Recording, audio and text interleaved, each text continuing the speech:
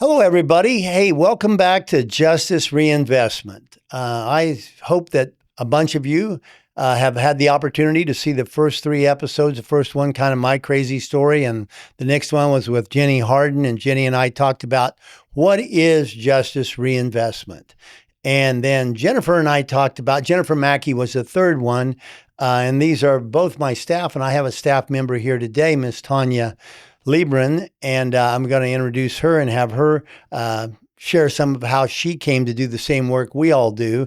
But the first thing I want to do is, some of you from the last session, if you watched it, you're thinking that I'm going to talk about NeuroStar TMS, which is transcranial magnetic stimulation, which is really this treatment. It's a new approach to treating treatment-resistant depression. But that one's going to come a little bit later on. This one here ties right in this episode today.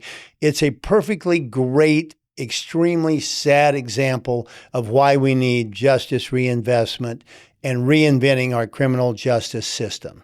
So I think we have a horribly sad story to tell that it really ties in with what I've been saying, the need that we have for this. So kind of ties into the point of diminishing returns and what's our overarching goal with justice reinvestment? Well, what it is like process of rehabilitation. What do we do to help people most effectively, efficiently, and humanely change their behavior?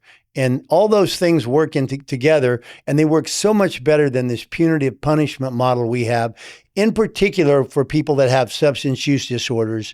That really is a disease that disrupts critical brain structures that control judgment, decision-making, and behavior. So I'm just kind of giving you guys an overview, or everyone an overview of what we kind of talked about a little bit so far. And having said all that, I'm going to turn it over and introduce you to Tonya Lebrun. And Tonya Lebrun has been with me the last, Tonya, 3+ years? Yeah. And I keep calling you Lebrun because that's how I learned your name. And you just told me it's Lebrun, okay? Mm-hmm. So I may jump back and forth there, but you seem to let me slide with it for a long time. So I've been called a lot worse. You've been called a lot worse. Okay. Well, Tonya, kind of what brings you? I mean, what you're in this work. You're my substance use program director, but also a long-term substance abuse counselor. And I always heard all these great things about you when you were over at Recovery Unlimited, and you're still working there in some capacity. And love dating the folks over there and all the work you do. But anyhow, come to realize, why you were all these people and patients that I ran into over the years, said such great things about you. And our dear friend Janet Cox, bless her heart. So we both miss her dearly. So she's the one that really helped bring us together. So she forced us together. She was relentless. So, but anyhow, Tonya, share a little bit with our audience here today, kind of how you came to do the work you do. Maybe a little bit about your past, your history, your lived experience. Well, first, thank you for having me here. I grew up in a very dysfunctional home, alcoholic mom, single mom, dysfunction like no other, and untreated mental health issues. From day one, there was nothing but chaos in our lives.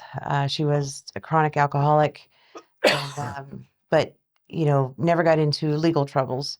So she was functioning. My grandmother, ironically, was a Sedgwick County sheriff. And back then, things were different than they are now. She was the matron of the women's ward. And I remember when I was 18 months old, my mother had worked with an inmate and my grandmother to take care of her child, with the assumption that the mother was never going to get out of prison.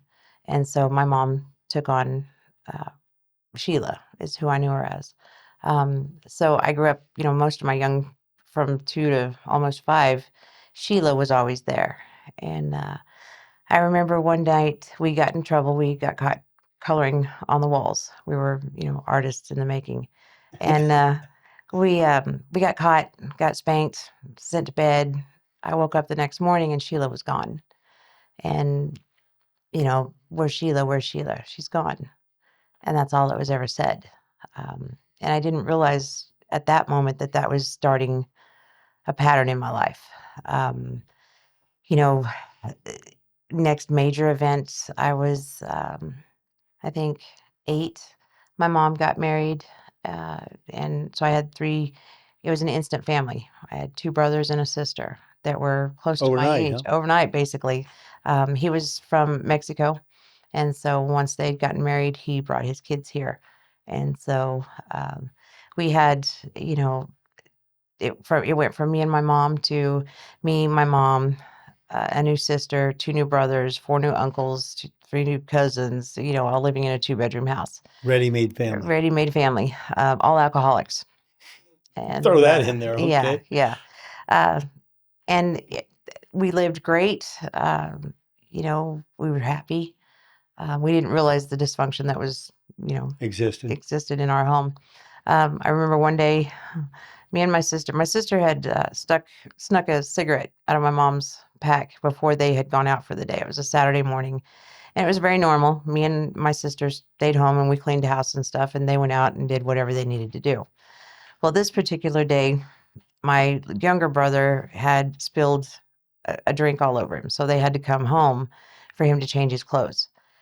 Well, me and my sister were in the bathroom smoking this cigarette that she had snuck, and about burnt the house down. Just threw it in the trash can, lit, and it was a bad deal. But they caught us, and so we got grounded. We got yelled at. We got sent to our rooms. Ironically, I wake up the next morning and they're gone. The whole family? My 2 brothers and my sister, they were gone. What I didn't know behind the scenes was, they were fighting and not getting along, and so he didn't want his kids around there, and so he shipped them off back home to live with their mother. But again, we got in trouble the night before. I go to sleep. I wake up and they're gone. Do something bad and And there's punishment, you know. severe. So I was learning this message that was being instilled in my head. When I was, I think, 12, around 12, I finally got enough bravery in me to tell my mom that my older brother had been molesting me. And her reaction at the time, I'm sure she was in shock and didn't know what to do, but her reaction to me was she looked at me and um, said, "Don't worry about it. Go back to bed. It's okay." And so that was my validation. I don't matter in life. Um, Backing up a little bit, when Compounding I was, trauma, compounding unresolved, just yeah, trauma. yeah. When I was, Ooh. again, right before that, when I was 11, my mom, she was a big lady. And so it wasn't apparent that she was pregnant. And I remember she left one night and we had a family friend stay with us. And the next morning she pulls up, her and my stepdad, friends are pulling up, right behind them. And so everybody runs outside and my mom's holding a baby. And she hands the baby to one friend and then another friend and another friend. And I'm just kind of jumping, trying to see who is this? Who is this? Tugging on my With no mom's. pre-introduction No, during the nothing, previous 9 months, right? nothing. We had no idea. I had no idea. Um, when I asked my mom, "Who is it?" She just looked at me. She had an empty look in her eyes that just, she's very stern but empty. And she said, "That's your sister." And she went back in the house and proceeded to show this baby to everybody. Um, she got the baby blues, and so spent 8 months in depression. She stared out of a window and did nothing else. So here, this baby that I knew nothing about. I'm 11 years old, and I'm trying to figure out how to heat bottles and feed her and burp her and change her and Be a mother. be a mother. And um, it was very scary. I felt all alone. Um, so, you know, um, it just seemed like every point in my life there was rejection and isolation And abandonment. and abandonment, a lot of abandonment. So I did like, I thought was normal. I got into trouble and I, started running amok and I dropped out of high school. I got married when I was 18. By the time I was 23, I had 4 kids, youngest one being severely disabled. Uh, by the time I was 27, I was divorced, a single mom, trying to function in life, you know. I met the man of my dreams when I was 29, and he was my hero. He was my savior, and he accepted me. He treated me like a woman was supposed to Savior be from your treated. first From marriage? life, from just like he taught me what life was supposed to be like, Mhm. because he grew up in a very healthy home. Oh, he did. And so he had two parents, and he had values and morals, and though we had those, they were all infested with alcoholism Yeah. and depression. Mental illness, untreated. Yeah, untreated. My mother wouldn't ever admit that she had mental health issues, which is very common. Yeah. And so, when he came in, he not only accepted me, he accepted my children. And he put up with a lot. I was a homemaker. He worked construction, and we lived great for a few years. We got married. Finally, we lived together before we got married. And once we got married, my children's father, my ex-husband, started a war. I had 6 PFAs against him at the time. He was very abusive. He quit abusing me because he couldn't abuse me anymore, and so started abusing our children. And you know, when I was 31 years old, and I had tried everything to protect my children, and the judicial system let me down. Like I said, I had PFAs against him. I had pictures of him, the abuse he had caused to my children. He would lock them in closets. He'd knock their But they teeth did out. they did nothing. They did nothing. We were moving into, me and my current husband and my children were moving into our home, our first home. And my ex-husband showed up and in his big truck rammed my porch as me and my husband were standing on it. And so my husband had a box of tools in his hands, and so he took a crescent wrench and threw it at the front of the truck to get him to back up. Well, that backfired on us. You were the assaulter. Yeah, He we was became the egg assaulters. assault. Yeah. And despite the fact that there was a PFA, he was not supposed to be on my property for the 6th violation. He got 6 months non-reporting probation, while they sent my husband to prison for 2 years. Destruction of property and refusing to pay restitution. So he went to prison. Um, you know, things were crazy. And again, I did something bad, I get abandoned. That was the message that I'd heard, my entire life. Yeah. He got out, he was in work release.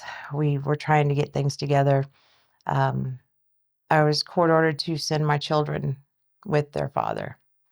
And so I started spending weekends crying, because I knew they would argue they didn't want to go. They wanted to stay home. You knew there was abuse. Yeah. But I had to send them. And so I was miserable.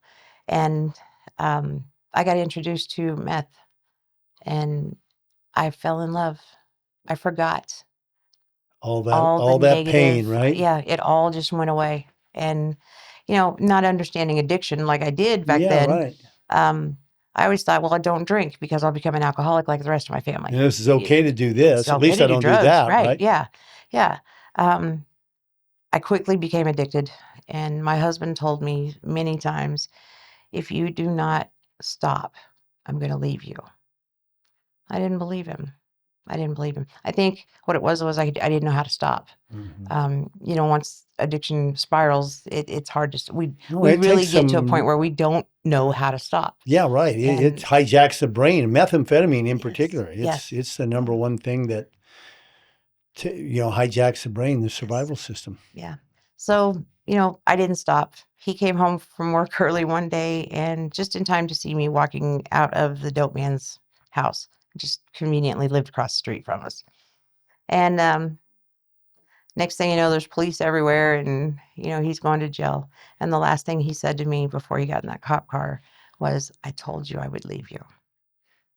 Instant shame, instant guilt, and I couldn't live with myself. I buried myself in the biggest dope sack I could find and stayed that way. He divorced me while he was in prison because he went to prison for it. Wow. He was there for 2 years, I believe, and then he moved to Texas so that he would not run into me. Your current? Yeah, Roger. Yeah. Okay, I was going to say that. Well, I'm finding out a lot more about you're not my patient, you're my staff, right? Right, So right. now, Secrets come out. but yeah, no, but it's really, it just tells me why you're so good at what you do. You understand this, you have lived experience, I do. Guilt and shame are very toxic pervasive. feelings, and they will destroy a person without even realizing it. I didn't realize that I was so destroyed. Um, I ran amok. Things were crazy. I got into committing crimes and, affiliated with wrong people and doing the wrong things. Um, my final, I call it my roundabout, um, was a horrible incident. I was in a stolen vehicle. All kinds of crimes were being committed. I was booked in on a whole lot of felonies. Um, didn't think I was getting out of jail ever. And, you know, there was a police officer that used to always arrest me. I went to jail many times, and she was always the one to arrest me. And every time she would arrest me, she would tell me, "You do not belong in this world. Get out now while you can." And I was arrogant. I was angry. I was like, "Oh, whatever, just send me to jail so I can bond out Yeah. real quick." And, you know, um, that last roundabout, she was the police officer that was there. I was involved in a high-speed chase and all kinds of stuff. And when they got us stopped, and she was the one to pull me out of the vehicle. And before she flung me down to arrest me, she looked in my eyes and she had a tear in hers. And she said, "I was wrong. You do belong in this world." That shattered me. That was the that was the end. He gave up on you. Yeah, she gave up on me. Abandonment again, you Yeah. know? And A police officer abandoned you. yeah, But that's what yeah, everybody does, right? Yeah, in right, this right. time, I believe that God abandoned, I got very angry Yeah, with my higher power, and why would he let this happen? yeah. I had lots of questions, and I kicked him out of my life, told him I didn't want anything to do with him, just, I'll do without a God. And, when she arrested me, it lit something. Um, so I went to jail, and surprisingly, I bonded out a few days later. And I knew I got an attorney, and he said, You're going to prison. I don't know what we can do about this. You're going to prison." He's like, "You need to do everything you can." So I'm out on bond, and I'm thinking, "Well, I'm going to prison. You know, What matters, what huh? it matter? What does it matter?" And I remember I had just come from New Mexico on a dope run, and had a whole suitcase full of drugs. And I was staying in a town about 60 miles from here, and my oldest son called me. And I knew it sounded kind of weird, but I didn't put much in it. I was in the back of the house. And he said, "Mom, I need you to go with me." My grandson had been flown to Denver, Colorado, to the Children's Hospital in complete heart failure. And he was terrified. And my sick brain at that time said, "Yeah, come get me." And I'm thinking, I got time. I can pack up a dope. I can get all my little drugs ready, and nobody will know, and I'll be ready. Well, I turn around, and he's standing right behind me. And I'm like, "Oh, okay, hang on. Let me get a bag." And he's like, "No, Mom, we gotta go. We gotta go now." Well, let me grab my purse, and I'm coming up So with all your these son kind of excuses. rescued you in Yeah, that he moment. he got me out of there. So we're driving to Colorado, and mind you, I hadn't talked to Roger, my husband, in about 8 years. Had no idea where he wouldn't respond to my letters. He wouldn't do anything. Abandonment. Yeah. Um, on that trip down there, somehow, some way, um, he had called my son, and I didn't know who that he was talking to, but I heard things like, "No, she looks like crap. She's hopeless. There's nothing anyone can do. There's no saving her."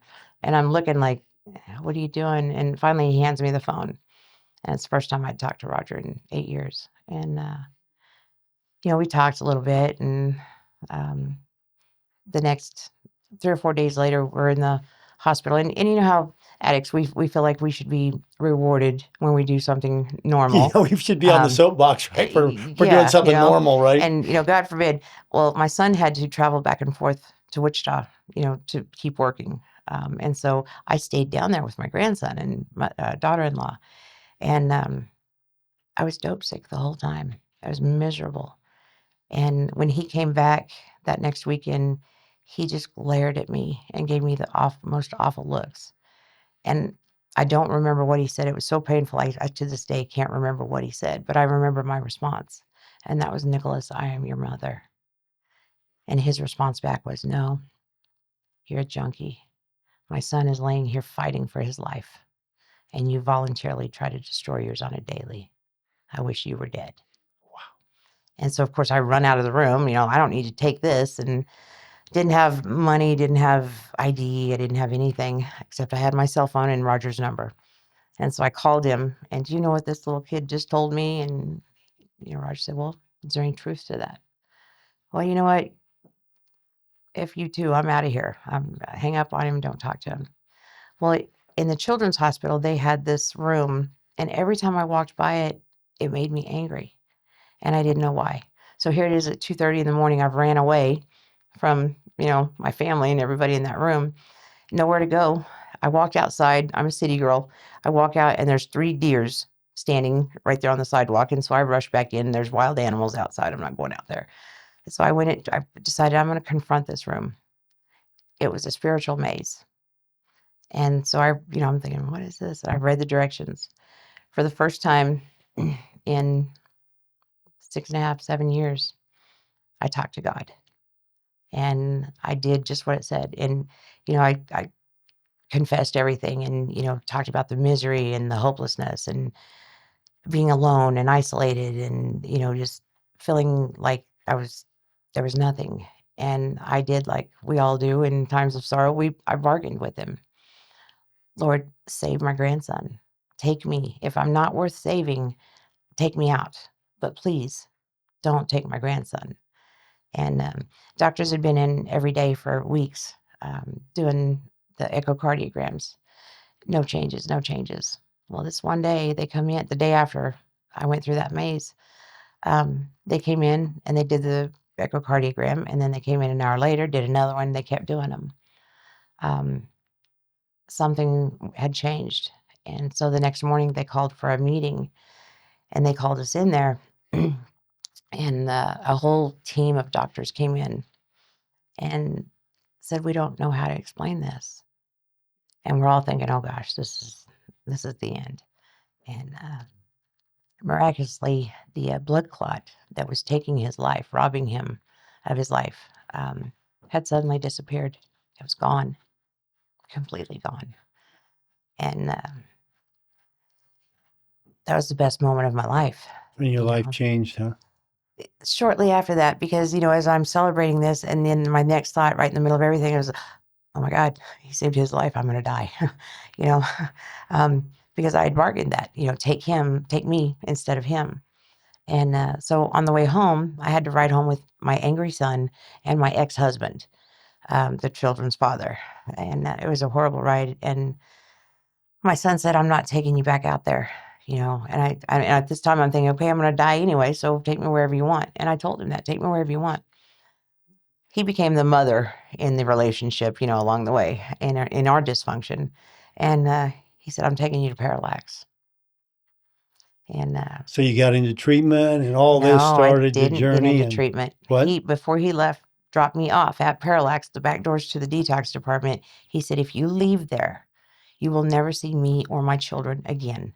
I swear. And so I go in. I'm like, okay, fine. I go in. They wouldn't let me stay.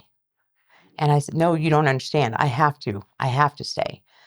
It was at that moment I realized everything that I had thrown away, and I had a chance to get back, and I couldn't mess it up.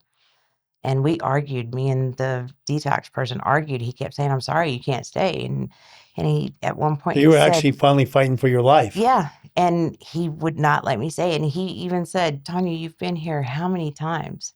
This doesn't work for you. You're not staying. And I said, well, if that's the case, you got to go tell my son. You've got to explain this.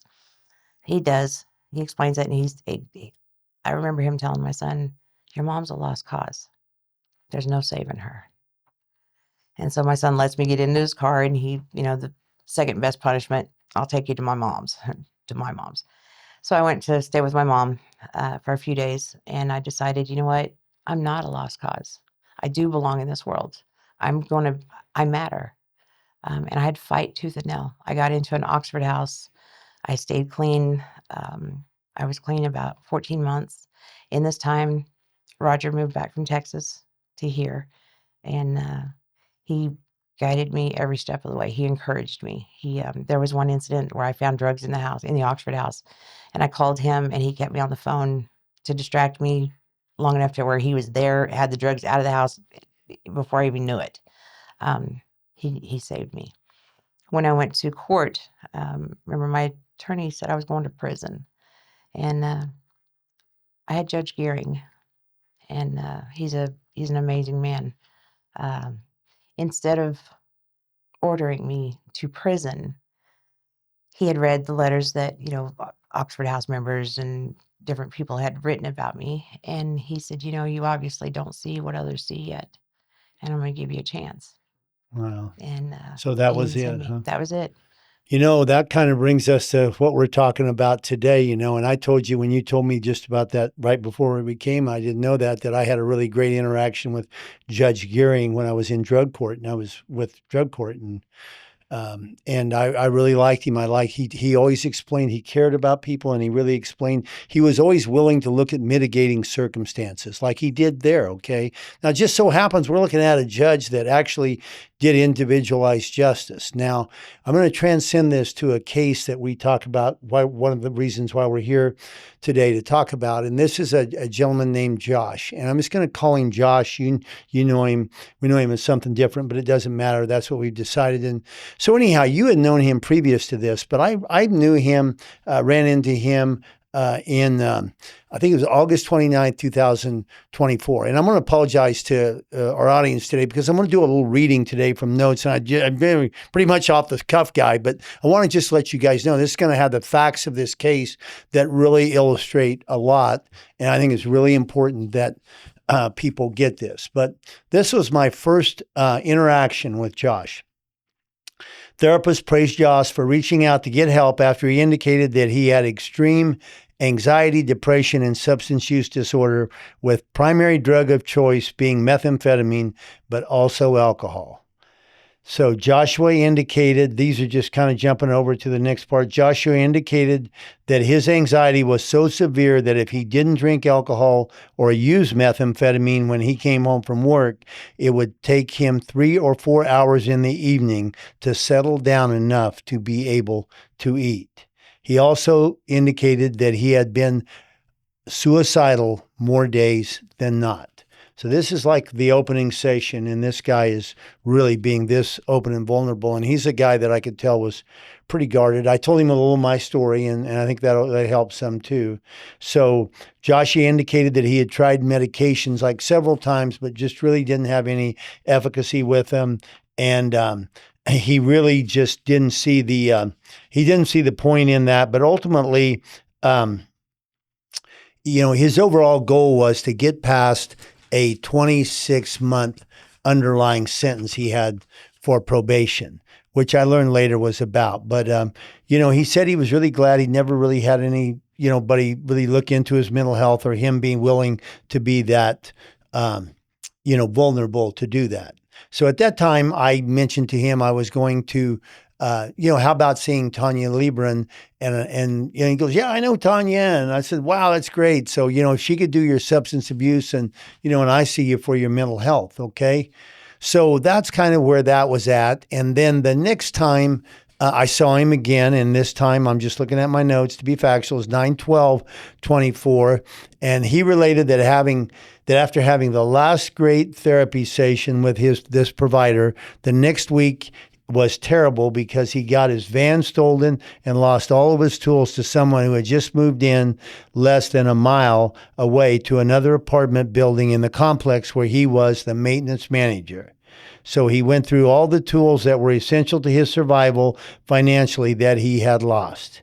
He shared how this ultimately contributed to his relapse last week, and that he was now hoping he had been sober long enough to submit a clean UA to his probation officer, who, if he asked him for one when he saw him.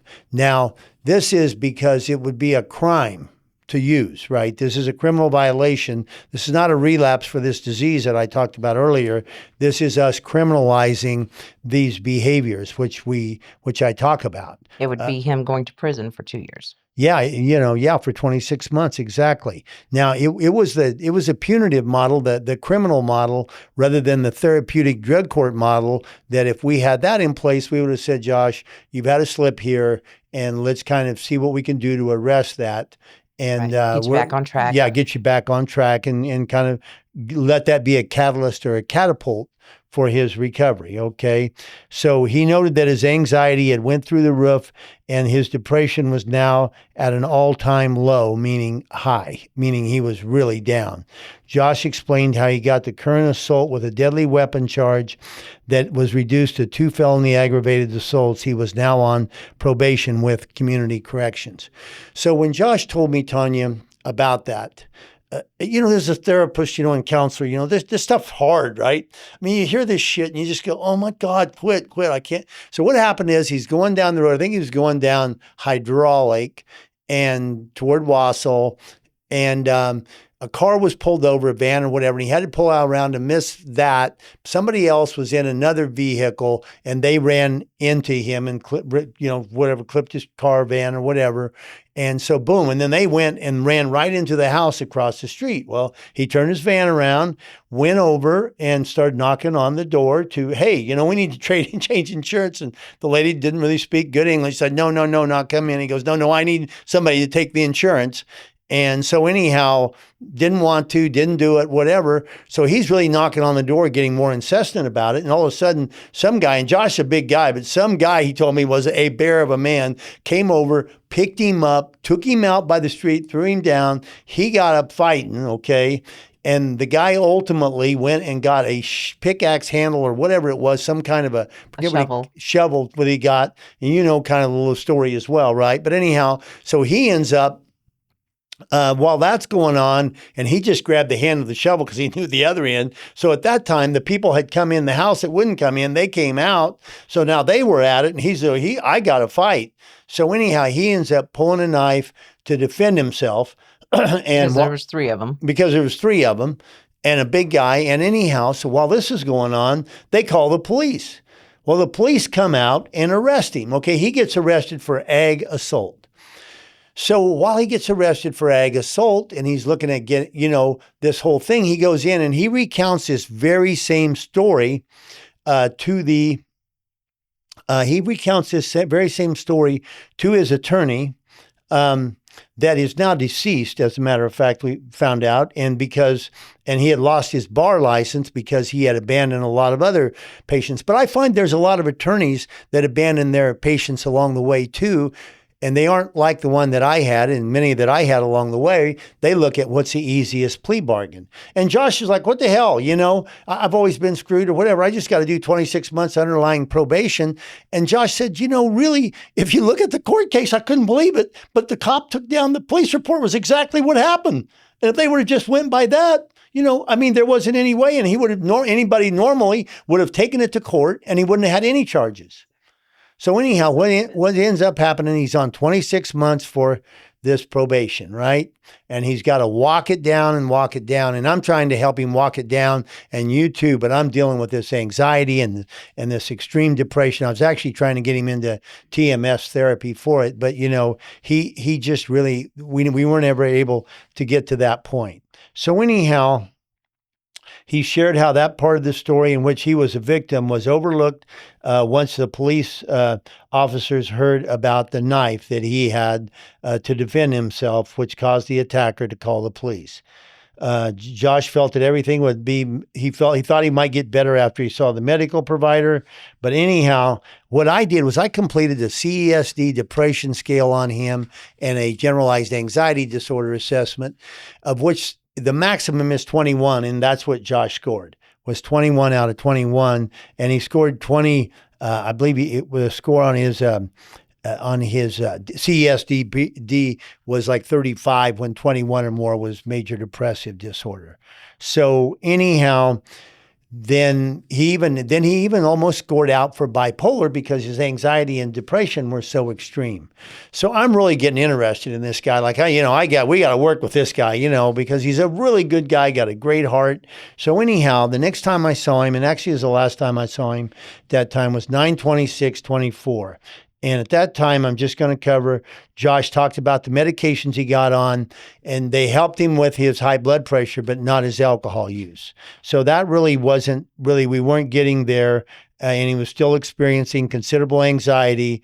And was not his anxiety, which wasn't being arrested. He noted he was still having some panic attacks and severe at times, and that he could eat a little throughout the day, but was still not having a normal appetite and ability to eat. And I highlighted that just to let the general public know this is what this is like, that when you have this extreme anxiety and this is what drugs do, okay? So there's a reason for it. And so he noted he drank a little and was hoping that the naltrexone pills that therapists advised him to take daily would help him in that regard. And that's what I've talked about with medication management. But not to get in, so he maintained the work he was doing that he had at this job, but he ultimately lost that job because he had a car that he had to pay $8,000 of $12,000 to get fixed, which was just so crazy. This poor man's got that kind of a bill to pay. So what he's doing is trying to get a job on 2 felonies, Tonya, and he's trying to work around apartment buildings, and he's a great worker, great reputation, but with probation and all that, and he just, he couldn't get, because of the felonies that he should have never had, and that we have, and everybody has to deal with it, has a felony, because that's the way our society, and that's the way our criminal justice system is set up. You need to be earmarked as a felon. You're dangerous. There might not be any. Yeah, and let's don't block the box and maybe say, okay, come in, talk to me, and then kind of explain your life situation, which is what I would do with anybody. And, like yourself, Tonya, I had to run a background check, and I said, hey, she qualifies here. Might be other places where you don't because of your felony, right? Right. Your felonies. What they don't understand is this was only worsening, making his depression and anxiety worse. It was all compound. It was all compounding. Yeah. Yeah, the guilt. So talk about that a little bit, okay? I met Josh, I don't know, probably 3 years before he came through the caring center, when I was working at another facility. And, from day one, Josh is always, he's a big guy. But he's a teddy bear. And you could tell he just had no self-worth. He was lost. He didn't mind. He'd become accustomed to the punishment, to the degrading, to the, just he just accepted being it. labeled as the worst of the worst. He was very honest, throughout the whole time. There were 2 different occasions where, he put me in a predicament that I didn't want to be in. He would call me and he was ready to end his life. And, I was terrified that he was going to follow through with it. I didn't understand the mental health part of this at that time. Yeah. And so I had to call police and have welfare checks done on him. And both times he was grateful. He was thankful because that wasn't actually somebody him. cared about him too, right? Yeah. It was the first time that somebody had ever gone out of their way to do something that they didn't want to do. So tell us real quick, okay, about just some of his childhood. And I mean quick, too. Dysfunction. He grew up mom and dad until he was probably 4 or 5 years old. Dad had to leave. Parents divorced. Mom convinced Josh that his dad chose not to be around him. He didn't want him. Mom was an alcoholic and, several boyfriends, never at home. Josh had a brother that was 4 years younger than him that he became the parent of, basically. He made sure that he was fed, clean, got to school, took care of him. Through mom's dysfunction, alcoholism, they fought all the time. Josh wanted his dad, and couldn't believe that his dad just would walk away. So abandoned kid being the household being the dad in the family. Right. Yeah. And expected to be the dad. Mom wasn't there. He went through several things. Mom remarried. I believe she got a new boyfriend who mom was serious about. Somehow Josh had found out that the man was cheating on his mom. And even though they didn't get along, he still had that loyalty, that sense of loyalty. Nobody hurts my mom, wanted to protect her. So he went to her and told her, Mom, this man's cheating on you. caused a big fight between Josh and the boyfriend. Almost got physical, but just stopped right before it became physical. And mom's reaction was, Josh, you need to leave. You're causing problems here. How old was Josh then? 14. He was 14. So he had you got some similarities here, I right? know. Yeah, I Some kind of understood. abandonment in that. You know, you talked about shadow. You talked about, you know, your sense, how you felt about yourself and that. And what was that? What's that whole concept that you talk about a lot? That's the guilt and the shame, the shadow messages that our brain hears, that basically we're not worthy. We don't matter in life. We're not good enough. We'll never succeed. We'll never be anything except the screw ups that society has labeled us to be.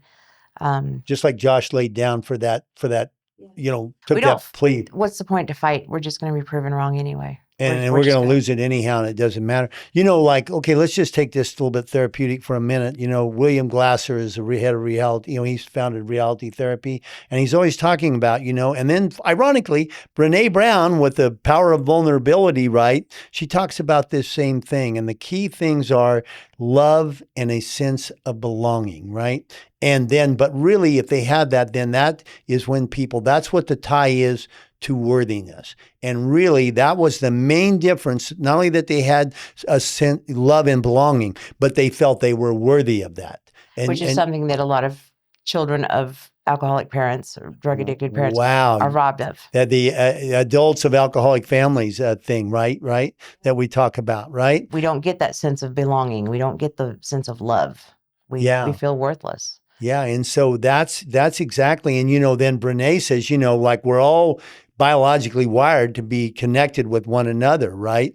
But anyhow, that's that sense of longing and, you know, that sense of love and belonging and feeling worthy. And that's why I'm bringing that into that what you're talking about there. I think it's important that, you know, Josh wanted that. He wanted that sense of belonging. He was very loyal. He was at 14, he went to live with his girlfriend.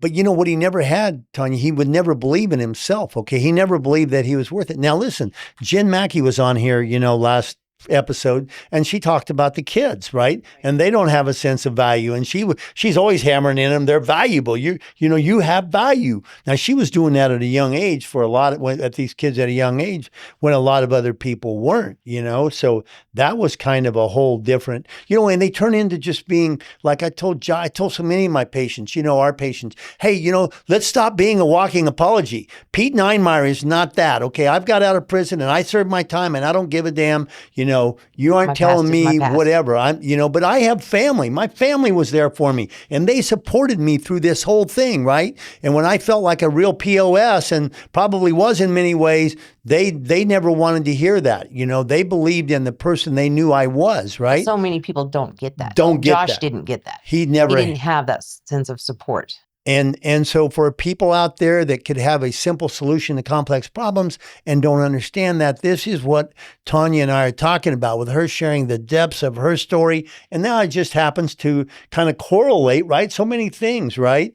And it's why she's an awesome, you know, substance abuse counselor and the work she does. So anyhow, Tonya, you did this work with Josh.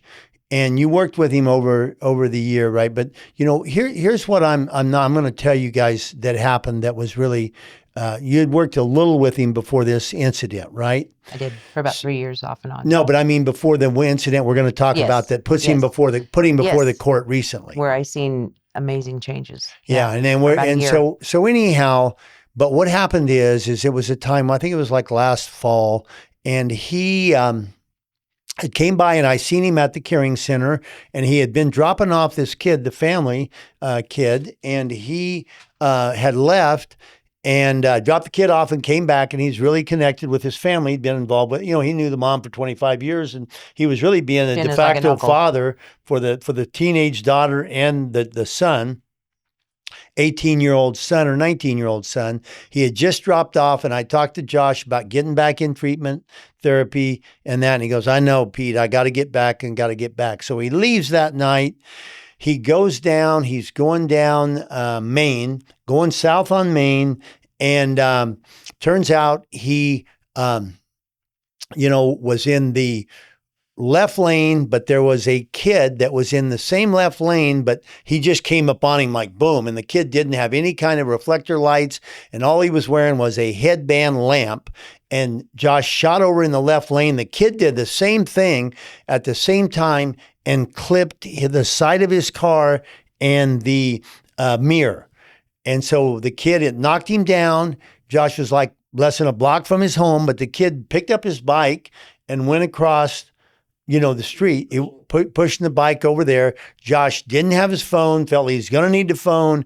He ran and got his phone. He was in the process of calling the EMS, which he did, but they were already there. The fire department was right down the street there. Right. So, he was literally less than half a block away from his house. So anyhow, but that resulted in leaving the scene of an accident, okay? Even though he was there. So anyhow, first thing they did, they'd ask him if he had been drinking. Okay. Now, mind you, if he would or not have been drinking, I just about had my life ruined by somebody that was driving, same situation down in an open area, dark open area of Mount Vernon about 2 months ago. And I came up on him and boom, and I shot to the left lane. If there would have been a car there, I would have stayed there. I'd have killed that man.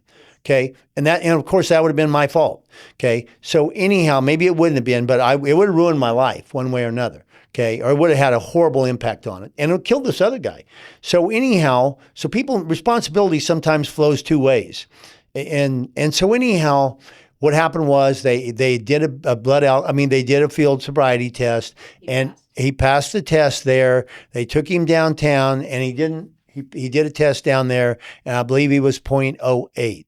So from what we know, the kid, we'll talk about that later, but we don't know of any reported injuries. Somebody had said they heard he had a broken leg, but Josh was very understanding of it, but it was an accident. Yes. Was what this was. An accident. It was an accident. And his first thoughts was, I need my phone so I can call for help. He didn't have his phone with him. Yeah. His house was less than a half a block away. So anyhow, we go ahead, and so you start seeing him, and you watch some really transformation taking place with him over the months, the next year that you worked with him, okay? So they had him come up and do a plea bargain, and the plea bargain was for he had leaving the scene of an accident and aggravated assault. Okay. Now he had 2 aggravated assaults that he just pled guilty to, because what the hell, right? That came up before. And now here he is with 2 aggravated assaults and now another one. But the attorney that he saw that only was a public defender, and she only got a hold of him a few times, never really met with him in person, never went over the case, but did long enough just to tell him, you need to take this plea bargain. I would ask him, when he would come in for sessions, how's things going with your legal situation? I don't know. She won't ever get back with me. Yeah. Don't know. Okay. So anyhow, she goes ahead, and the whole case proceeds to where they never, I wrote a letter on his behalf, which I'm going to share here in a minute. You also did a lot of progress reports and worked with him, but he had a 2-year, he was doing that, and he was going to have how many year underlying probation? Was it 2 years underlying probation? Something like that. And anyhow, it was either 5 years, 5-year probation, I think. Okay. So anyhow, it was a large, significant probation, but it was really probation or 10 years in prison. Right. So he pled out to that, but anyhow, I wrote it down somewhere, but it doesn't matter. It was less time than that, but it was like, okay, he felt like, he was going to get this because we thought it too, because of everything he was doing. And that was part of the plea bargain, a downward plea on that. Right. So anyhow, and the attorney had even suggested, because it was pointed out, the judge has the freedom to offer a lesser sentence of, he could have went with 5 years of probation. And like you said, Josh worked hard. He worked extremely hard. Now you talked about Josh being a really hard worker and how that was part of one of his character assets. Josh learned from a very young age, like his dad, when he was around, he worked 70, 80 hours a week. Josh felt like that was the way to represent himself as a man, how to be worthy, how to be important in life. And he was a workhorse. That's the one thing he could do. Is the one thing that helped his anxiety. And he actually had his boss at his sentencing that day. And his boss said he's maybe the best worker he'd had or ever had. And he worked for a very large company where you wouldn't expect a comment like that. Yeah, from him. So anyhow, here the court date came up, and when the court date came up, I got there. Tonya, you were there, it just had started, and I'm going to share kind of what I shared, had sent to the judge, and I really felt like he did not read it. Okay.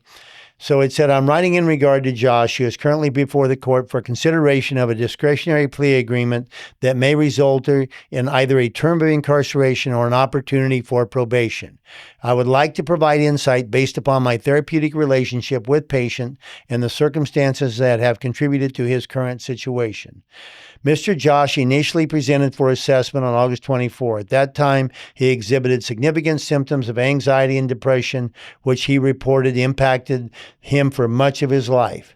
He described experiencing debilitating panic attacks and often prevented him from seeking help, which was one of the big things people don't know. That's why people with anxiety and depression don't. Their symptoms prevent them from getting the help they need. I'm just making that comment.